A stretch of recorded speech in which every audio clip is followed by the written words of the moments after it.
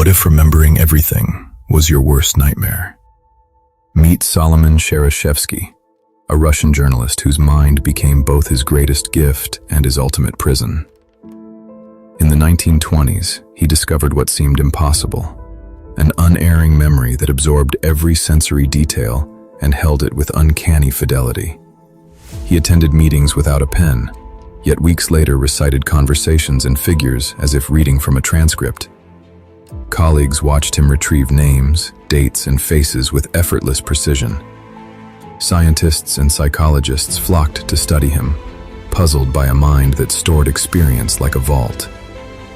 But beneath the marvel lay a paradox.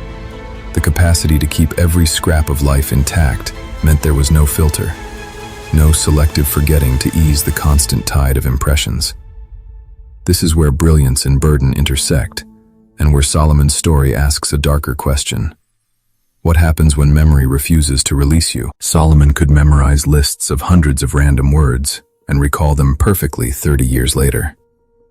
More than rote recall, his memory preserved textures, tones, and the temperature of rooms he'd visited. He reported vivid sensory anchors, tastes, smells, and visual textures tied to specific moments, as if each experience were a labeled file in a library that never aged.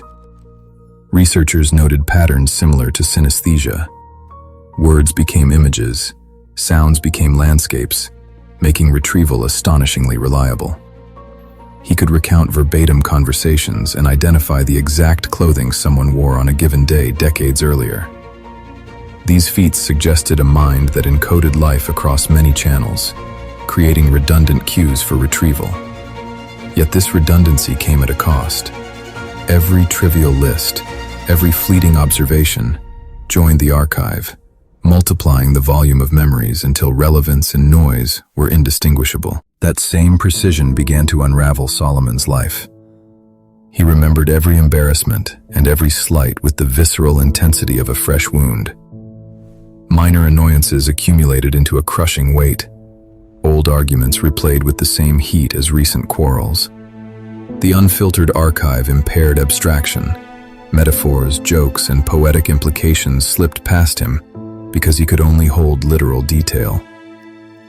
Social interactions frayed as he revisited slights and remembered every nuance others had long forgotten. Attempts to train forgetting or to prioritize memories failed.